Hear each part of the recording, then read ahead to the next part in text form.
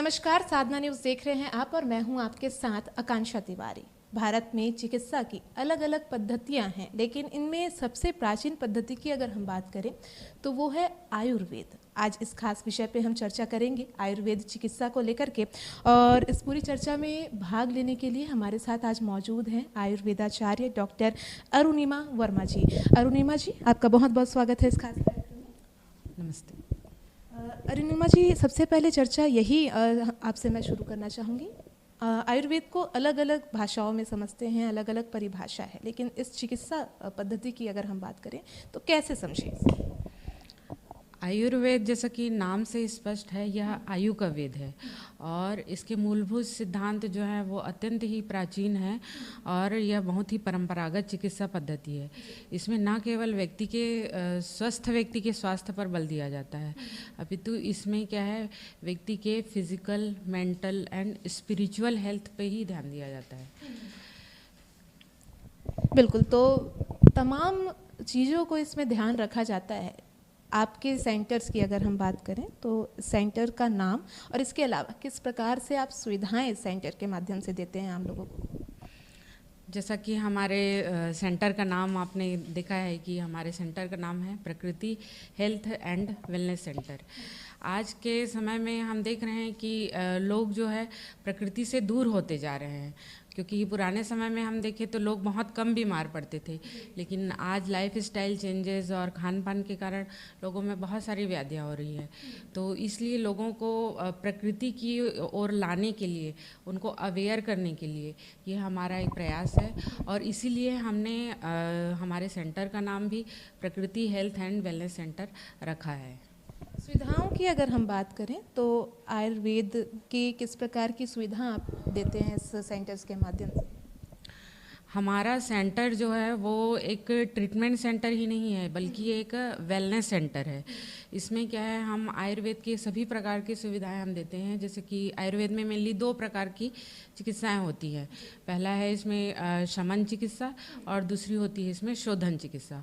तो शमन चिकित्सा के अंतर्गत जो है एक्यूट डिसीजेज, जैसे कोई डिसीज़ है उसको एक्सटर्नल मेडिसिन और एक्सटर्नल जो एप्लीकेशंस के लिए ड्रग्स होते हैं वो सब दे के हम ट्रीटमेंट करते हैं।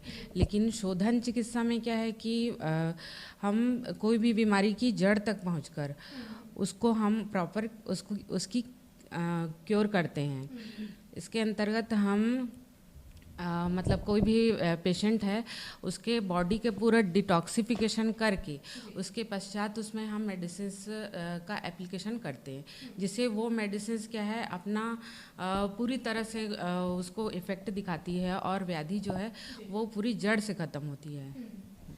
अलग अलग प्रकार के उपचार जरूर होते हैं। इन उपचारों में एक केरलीय आयुर्वेद पंचकर्म, ये किस प्रकार का उपचार है और लोगों तक इसे कैसे पहुंचाया जाए? सबसे पहले जो केरलीय वर्ड है ना वो केरला से ही आया है, क्योंकि केरला में क्या है, ये पंचकर्म का है जो बहुत पुरातन समय से वो लोग बहुत प्रॉपर तरीके से यूज़ कर रहे हैं। लेकिन वही ट्रीटमेंट हम अब अपने छत्तीसगढ़ में भी हम वो उपयोग कर रहे हैं, इसलिए हमने वो केरली वर्ड वहाँ पे डिनोट हुआ है। लेकिन पूरा ट्रीटमेंट जो है वो आयुर्वेद के आदि मूलभूत सिद्धांत पे ही बेस्ड है। आयुर्वेद का मूलभूत सिद्धांत जो है 3 होते हैं, वात, पित्त और कफ। ये 3 स्तंभ होते हैं। मतलब तीनों की साम्यावस्था को ही प्रकृति कहा जाता है। अगर तीनों सम मात्रा में है तो ही स्वास्थ्य है, और अगर तीनों में से कोई भी मतलब कोई दोष बढ़ गए या घट गए या अपने जगह से वो विमुख हो गए, दूसरे की जगह में चले गए, तो वो विकृति होती है। उसी को हम आयुर्वेद ट्रीटमेंट के माध्यम से हम उसको साम्यावस्था में लाते हैं और इस प्रकार से हम ट्रीटमेंट करते हैं। ये पंचकर्म का मैंने जिक्र किया, ये किस बीमारी के लिए ट्रीट किया जाता है? आप लोग जो उपचार देते हैं तो क्या सभी प्रकार की बीमारियों में पंचकर्म कार्य करता है या फिर स्पेसिफिक कोई बीमारी हम पकड़े इसके लिए? देखिए, पंचकर्म जो है वो जैसे कि नाम से स्पष्ट है, पंच और कर्म। इसमें क्या है, 5 कर्म होते हैं। उसमें आता है वमन है, विरेचन है, वस्ती है, नस्य है और रक्तमोक्षण है। तो पंचकर्म जो है, जो बात है कि सभी व्याधियों में किया जा सकता है, तो लगभग हाँ सभी व्याधियों में किया जाता है, लेकिन उसके भी कुछ एक्सेप्शंस होते हैं। तो उन व्याधियों में आयुर्वेद में वर्णित है उसमें नहीं किया जाता है, लेकिन मैक्सिमम में पंचकर्म किया जाता है। इसका मैं थोड़ा डिटेल बताना चाहूँगी। जैसे कि फर्स्ट इसमें आता है वमन कर्म। तो वमन को हम थेरापेटिक एमेसिस से ले सकते हैं। थेरापेटिक एमेसिस मतलब जो नॉर्मल वोमिटिंग होती है उससे ये डिफ़र होती है, क्योंकि इसमें क्या है, हम मेडिसिन्स दे के, आयुर्वेदिक औषधि दे के हम इसमें वोमिटिंग इंड्यूस कराते हैं। तो इस प्रकार से इसको करने से पहले इसको इंक्रीजिंग डोज में स्नेहपान मतलब जो घी है वो पिलाया जाता है। उससे क्या आता है, संपूर्ण डोज जो है वो कोष्ठ मतलब स्टमक में आ जाते हैं, और फिर वोमिटिंग वाली औषधि दे के उसको बाय अपर रूट मतलब ओरल रूट से बाहर निकाला जाता है। तो ये हो गया वमन का प्रोसेस। इसमें सेकंड आता है विरेचन। सेम थिंग है, विरेचन में भी स्नेहपान कराया जाता है, और इसमें क्या है, अधोमार्ग मतलब एनल केनाल से, एनल रूट से इसमें दोष बाहर निकलते हैं। इसमें भी विरेचन औषधि दे के ये काम किया जाता है। इसमें थर्ड आता है वस्ती। वस्ती को हम एनिमा जैसा होता है उससे समझ सकते हैं, लेकिन ये एनिमा से भिन्न है, क्योंकि एनिमा से क्या है, केवल इंटेस्टाइन आंतों में जो व्याधियाँ होती हैं वो निकलता है, लेकिन हमारा वस्ती जो है वो संपूर्ण मतलब चिकित्सा है। वस्ती से संपूर्ण मतलब व्याधियाँ जो है वो ठीक हो जाती हैं और शरीर की संपूर्ण रूप से शुद्धि होती है। इसमें थर्ड आता है, फोर्थ आता है नस्यम। नस्यम जो होता है वो नर्वाइन टॉनिक है। हम इसको इस प्रकार से समझ सकते हैं कि हम आयुर्वेद में क्या है ना, नासा को हम सिर का द्वार समझते हैं। मतलब ये नेज़ल रूट के थ्रू हम जो भी मेडिसिन डालेंगे ना वो ब्रेन तक पहुंचती है, और ब्रेन से ही हमारा पूरा शरीर संचालित होता है। तो डिसीज़ वाइज हम व्यक्ति की हिस्ट्री लेके उसको क्या प्रॉब्लम है, उसको क्या मेडिसिन दी जा सकती है, उसके अकॉर्डिंग हम ऑयल, घृत वगैरह से हम नस से देते हैं, और वो ब्रेन तक पहुंचती हैं, नसों तक पहुंचती है, और फिर ब्रेन की नसें तो पूरे शरीर में डिवाइड होती है, और इस प्रकार से वो पूरे शरीर को बल देती है। इसलिए वस्ती को नस्य को नर्वाइन टॉनिक कहा जाता है। नेक्स्ट इसमें आता है 5वां नंबर है रक्तमोक्षण। रक्तमोक्षण जो है वो मेनली स्किन डिसीजेस के लिए ये यूज़फुल होता है। इसमें क्या है, इम्प्योर ब्लड को बाहर निकाला जाता है। जैसे कि इसमें जलौका है, सिरावेद है, और विन पंक्चर के थ्रू क्या है, इसमें इम्प्योर ब्लड को बाहर निकाला जाता है, और इसके द्वारा क्या है, स्किन डिसीजेस में बहुत ही अच्छे लाभकारी परिणाम हमको देखने के लिए मिलते हैं।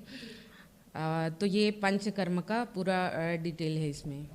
तो डॉक्टर जी ने किस प्रकार से समझाया, हमारे दर्शक लगातार देख भी रहे हैं, और इसके अलावा हम समझे भी, क्योंकि देखिए आयुर्वेद की जब बात आती है तो सबसे पहले जो लोगों के ज़ुबान में होता है मैम यही कि आयुर्वेद अगर फ़ायदा नहीं कर पा रहा है तो नुकसान भी नहीं करता। सीधे तौर पर एक ये किवंदिती कहें या फिर ये पद्धति ही कहें, हम लगातार इस प्रकार की बातें, आप कैसे देखते हैं इस नारे को या इस स्लोगन को? हाँ, आपने सही कहा, क्योंकि मैंने पहले ही बताया था कि आयुर्वेद क्या है, बहुत ही मूलभूत और बहुत ही प्राचीन समय से चला आ रहा एक परंपरागत चिकित्सा पद्धति है, और हमारे पुराने आचार्यों ऋषि मुनियों ने इसको बहुत ही पुरातन समय में इसको लिखा हुआ है।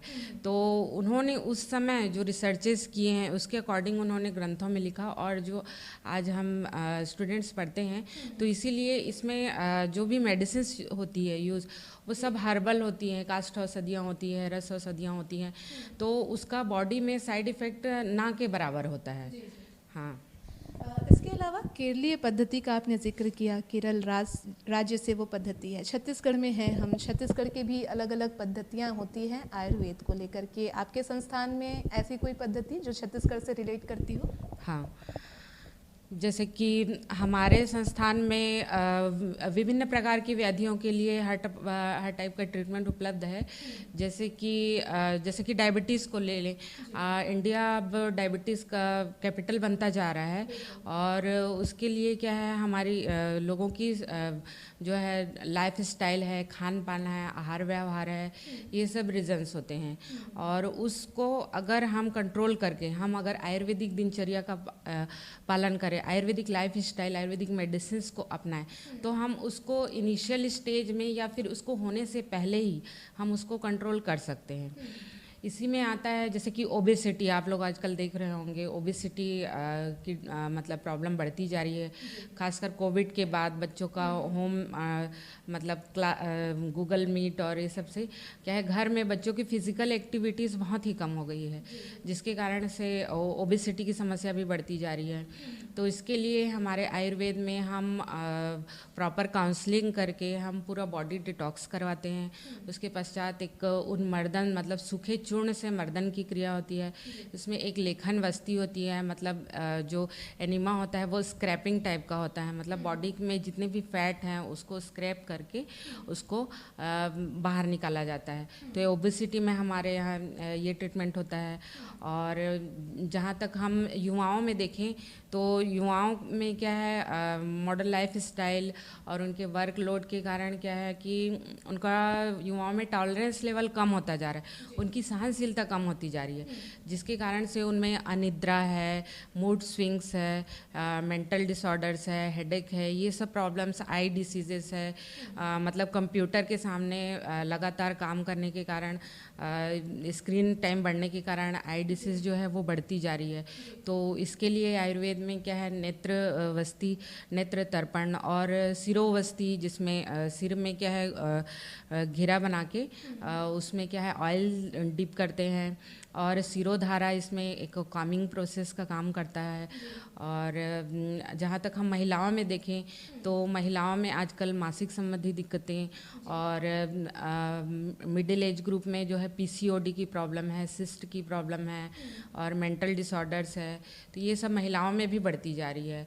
तो इसके लिए भी हमारे संस्थान में जो है विभिन्न प्रकार की वस्तियाँ और सिरोवस्ती, सिरोधारा, ये सब हमारे यहाँ किया जाता है। और जहाँ तक हम वृद्धों की बात करें तो आजकल जॉइंट डिसऑर्डर्स की बहुत प्रॉब्लम होती जा रही है, जिसके कारण क्या है जॉइंट में जो सैनुअल फ्लूइड रहता है उसकी कैपेसिटी कम होने के कारण उसका ओलेशन ठीक से नहीं हो पाता है, जिसके कारण से जॉइंट डिसऑर्डर्स हो रहे हैं। उसके लिए हमारे आयुर्वेद में जो है कटी वस्ती, जानु वस्ती, विभिन्न प्रकार की वस्तियां हैं और जिसमें स्थानिक ट्रीटमेंट किया जाता है।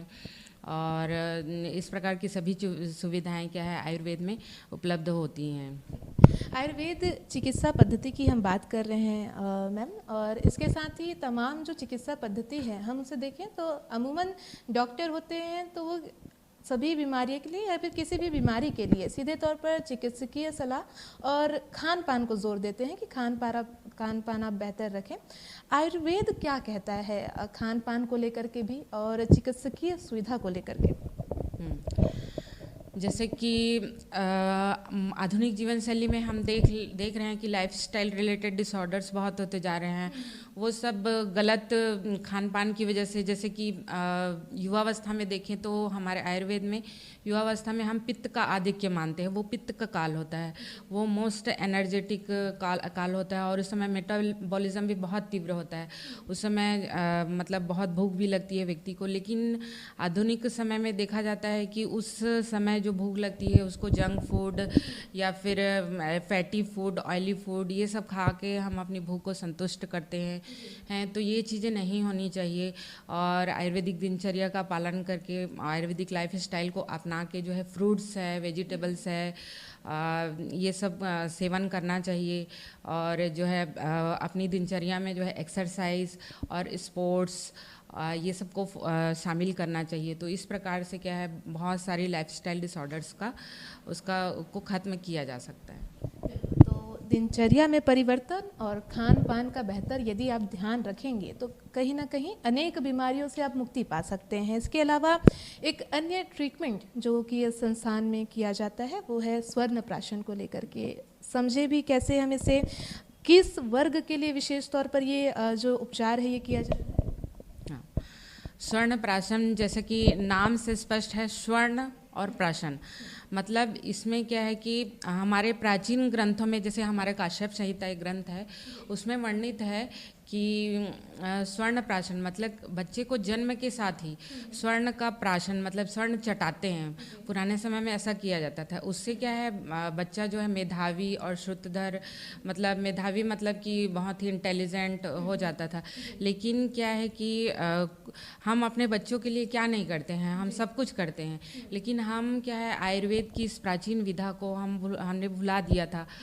तो फिर आजकल क्या है कि कोविड के बाद इम्यूनिटी के नाम पे मतलब बहुत ज़्यादा वर्क किया जाने लगा, लोग अवेयर भी हुए हैं अपनी इम्यूनिटी के लिए, अपनी हेल्थ के लिए। तो फिर हमारी प्राचीन विधा तो शुरू से ही है स्वर्ण प्राशन, ये अभी की नहीं है, बहुत पहले की है। तो इसमें क्या है, हम लोग अपने सेंटर में ही हम लोग बनाते हैं इसको। इसमें शुद्ध स्वर्ण भस्म लिया जाता है, मेडिकेटेड घी रहता है इसमें और हनी रहता है, इसको कंबाइन करके इसको बनाया जाता है और प्रत्येक पुष्य नक्षत्र के दिन इसको बच्चों को चटाया जाता है। और आप बोलेंगे कि पुष्य नक्षत्र ही क्यों? क्योंकि सभी ग्रह, तारों, पृथ्वी की ऐसी स्थिति होती है, उस समय ऐसा ओरिएंटेशन होता है कि वो जो पुष्य नक्षत्र होता है वो बहुत ही मतलब स्वर्ण प्राशन के लिए बहुत ही लाभकारी हो जाता है, वो उसमें अच्छा एक्स्ट्राऑर्डिनरी इफेक्ट करता है। इसीलिए हमने मतलब आयुर्वेद में वर्णित है कि पुष्य नक्षत्र के दिन ही बच्चे को मतलब स्वर्ण प्राशन कराना चाहिए। इसको क्या है 2 ड्रॉप की मात्रा में छोटे बच्चों को जन्म से लेके 16 वर्ष तक की आयु तक इसको सेवन कराया जा सकता है। और इसको सेवन से इसके फ़ायदे भी बहुत है, जैसे कि आजकल बच्चे स्कूल जाते हैं, उनको होमवर्क का टेंशन रहता है, प्रेशर रहता है।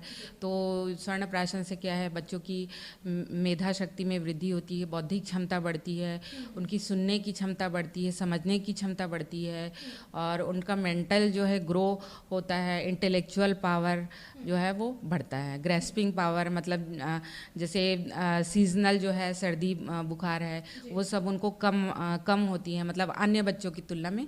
तो ये सब इसके फायदे दिखे जाते हैं। सीधे तौर पर हम कहें तो जो उनकी इम्यूनिटी है, उनका जो रोग प्रतिरोधक क्षमता है, उनमें एक वृद्धि इस उपचार के माध्यम से देखने को हमें मिलती है। कोरोना का आपने जिक्र किया अरुणिमा जी, और इसके साथ हमने देखा भी है 2 साल कैसे गुजरा है, कैसे आपने और हमने गुजारा भी है।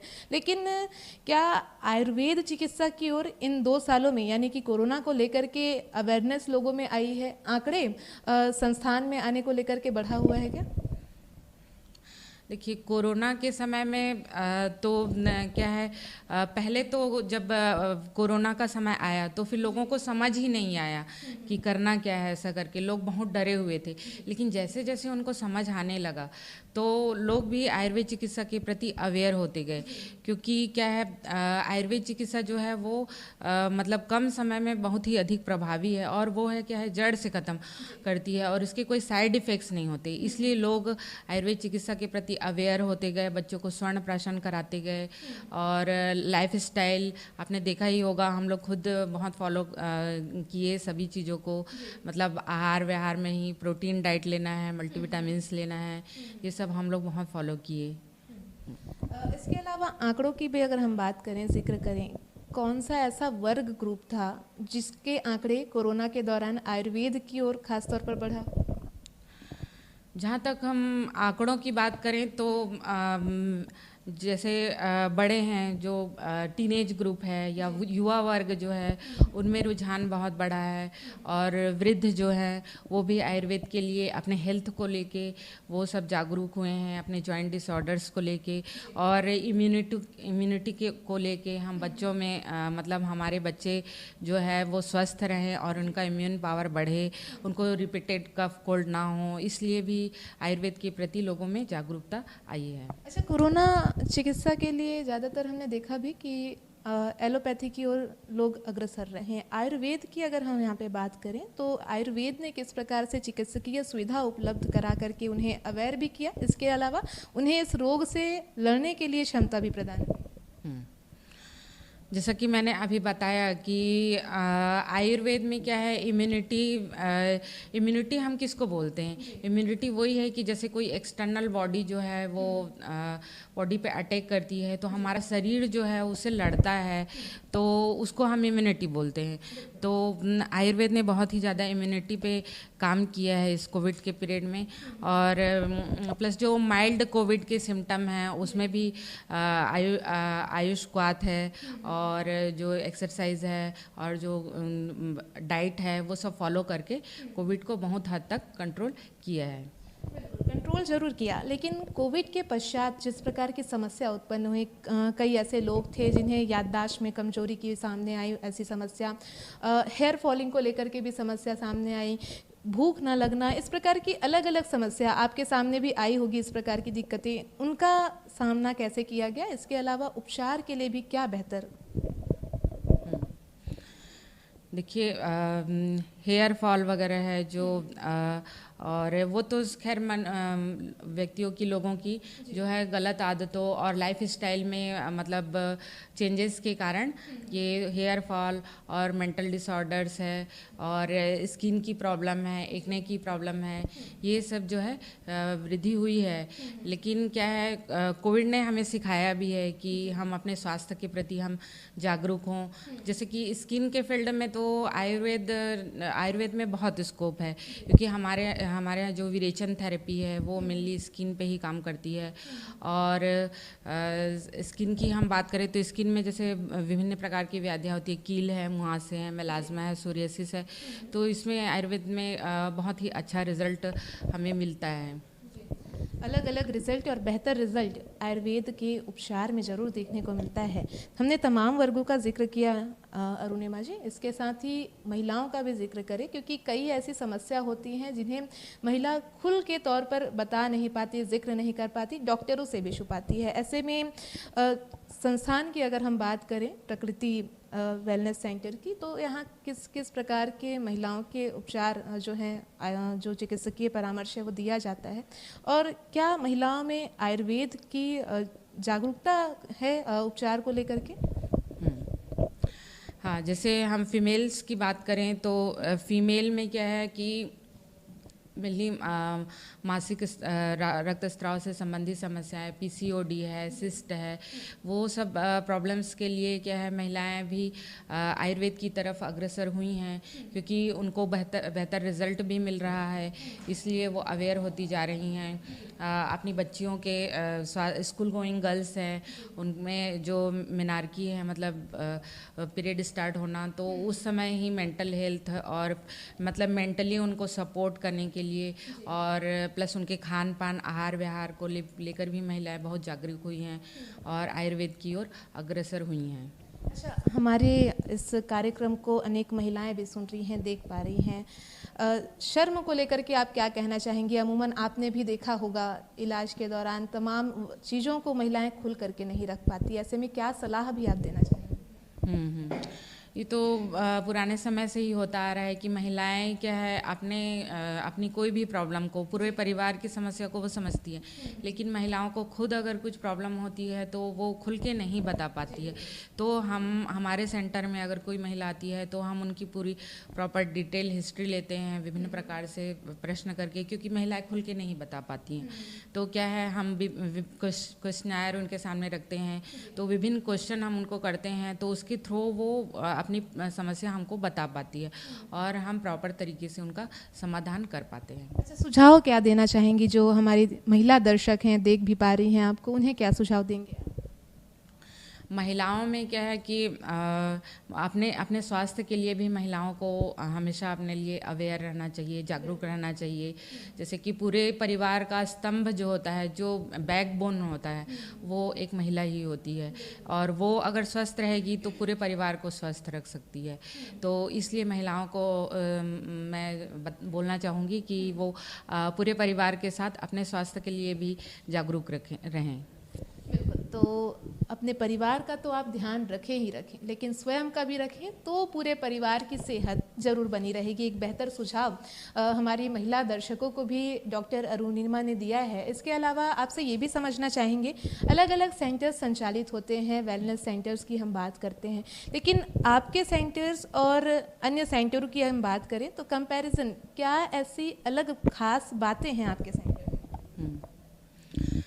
जैसा कि हमने अपने सेंटर का नाम रखा है प्रकृति हेल्थ एंड वेलनेस सेंटर। ये सिर्फ एक यहाँ पे ट्रीटमेंट नहीं होता, ये proper treatment plus wellness centre है। ये मतलब हमने आयुर्वेद की प्राचीन विधा अपनाई है और ये बहुत ही पुरानी और परंपरागत और बहुत ही इफ़ेक्टिव कारगर चिकित्सा पद्धति है, जिसका क्या है पुराने ज़माने से इसका उपयोग होता आ रहा है और इसमें विभिन्न बीमारियों के लिए बहुत अच्छा रिजल्ट भी हम मिलता है।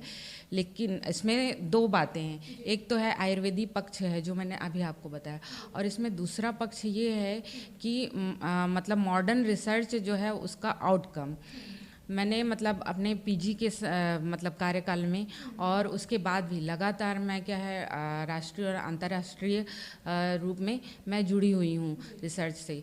तो फिर मैंने देखा है कि मतलब उसका जो आउटकम आता है उसको हम अपने सेंटर में हम जो आयुर्वेद की प्राचीन कारगर जो पद्धति है उसके साथ हम मिक्स करके हम उस प्रकार से हम ट्रीटमेंट करते हैं, तो उसका हमें बहुत ही अच्छा रिजल्ट भी हमको मिलता है।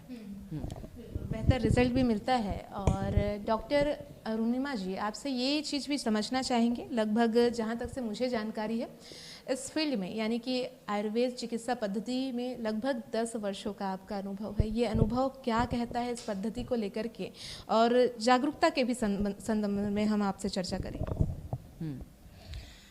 जैसा कि मैंने बताया कि आयुर्वेद में अब बहुत सारे रिसर्चेस भी हो रहे हैं। जैसा कि मैं अपने अनुभव से बता रही हूँ कि आयुर्वेद तो है ही एक प्राचीन चिकित्सा पद्धति, उसके साथ अगर हम अपनी लाइफ स्टाइल, दिनचर्या, खान पान को हम चेंज कर लें, अगर हम हेल्दी लाइफ स्टाइल को फॉलो करें तो कोई भी ऐसी बीमारी नहीं जो ठीक ना हो, असाध्य कुछ भी नहीं होता है। व्यक्ति को क्या है कोशिश करनी चाहिए। तो इस प्रकार से मैं ये कहना चाहूँगी कि हर बीमारी का इलाज मतलब व्यक्ति के मनोबल पे निर्भर करता है। एक मेंटल हेल्थ होती है जो अगर व्यक्ति यह ठान ले कि नहीं मुझे ठीक होना है तो वो कैंसर जैसी बीमारी को भी वो परास्त कर सकता है। तो व्यक्ति का मनोबल बहुत ही इम्पॉर्टेंट होता है। मेडिसिन जितना वर्क करती है उतना ही मनोबल और उसका लाइफ स्टाइल चेंजेस और आहार विहार बहुत ही ज़्यादा महत्व रखते हैं। तो ये थी डॉक्टर अरुणिमा वर्मा जी, जिन्होंने आज आयुर्वेद पद्धति को लेकर के हमसे चर्चा की और एक बड़ा सुझाव भी उन्होंने दिया है। यदि आप अपने मनोबल से जीतते हैं बीमारी को लेकर के तो कहीं ना कहीं उस बीमारी से मुक्ति पा जाते हैं। यानी कि देखिए, जो एक कहावत कही जाती थी कि मन के हारे हार है और मन के जीते जीत, यानी कि आप मन में ठान लेते हैं कि हमें ये करना है और हम इसमें सफल होंगे तो आप ज़रूर आगे जा कर के सफल होंगे। और आज के इस खास कार्यक्रम में हमारे साथ चर्चा करने के लिए डॉक्टर जी आपका बहुत बहुत धन्यवाद। हमारे दर्शक जो सुन पा रहे हैं, आपको देख पा रहे हैं, आयुर्वेद पद्धति को लेकर के एक अंतिम और छोटा सा सुझाव क्या देना चाहेंगे आप? इसके लिए मैं एक छोटा सा नर्सरी का राइम बोलना चाहूँगी। जैसे कि बोला जाता है early to bed and early to rise makes and men healthy wealthy and wise. मतलब इसको पूरी तरीक़े से फॉलो करना चाहिए। और मैं एक बात ये भी बोलना चाहूँगी कि जैसे हम जो है हमारे घर में कोई भी सामान होता है उसकी हम सर्विसिंग कराते हैं, वो ठीक होता है फिर भी हम उसकी सर्विसिंग कराते हैं कि वो प्रॉपर तरीके से काम करे। उसी तरह हमें भी अपने शरीर की रक्षा करनी चाहिए, क्योंकि व्यक्ति का स्वास्थ्य ही उसका सबसे बड़ा धन होता है, उससे बढ़कर कुछ भी नहीं है। तो इसलिए व्यक्ति को अपने लोगों को अपने स्वास्थ्य के लिए अवेयर रहना चाहिए और समय समय पर मतलब अपने बॉडी की सर्विसिंग भी करानी चाहिए, मतलब उस पर ध्यान देना चाहिए। ऐसा नहीं सोचना चाहिए कि मैं तो स्वस्थ हूँ मुझे कुछ नहीं होगा, ऐसा नहीं सोचना चाहिए। उसको हेल्दी लाइफ स्टाइल है वो फॉलो करना चाहिए। तो हेल्दी लाइफ स्टाइल फॉलो करिए। और इसके अलावा आपका जीवन, उसका सबसे बड़ा धन आपकी स्वस्थ ज़िंदगी है। यानी कि जिस प्रकार से डॉक्टर अरुणिमा ने यहाँ पे सुझाव भी दिया कि स्वयं को किस प्रकार से आप हेल्थी रख सकते हैं। आयुर्वेद पद्धति के माध्यम से उन्होंने जानकारी भी दी, अलग अलग पद्धति, चिकित्सकीय पद्धति से आप आगे बढ़ सकते हैं, अपनी बड़ी से बड़ी समस्या यानी कि बीमारी को आप खत्म भी कर सकते हैं, जिसकी जानकारी उन्होंने इस कार्यक्रम के माध्यम से हमारे दर्शकों को पहुंचाई। अरुणिमा जी, इस कार्यक्रम में भाग लेने के लिए आपका बहुत बहुत धन्यवाद। जय जोहार, जय छत्तीसगढ़, जय भारत। बिल्कुल, तो अन्य खबरों के लिए आप बने रहिए साधना न्यूज़ के साथ। नमस्कार।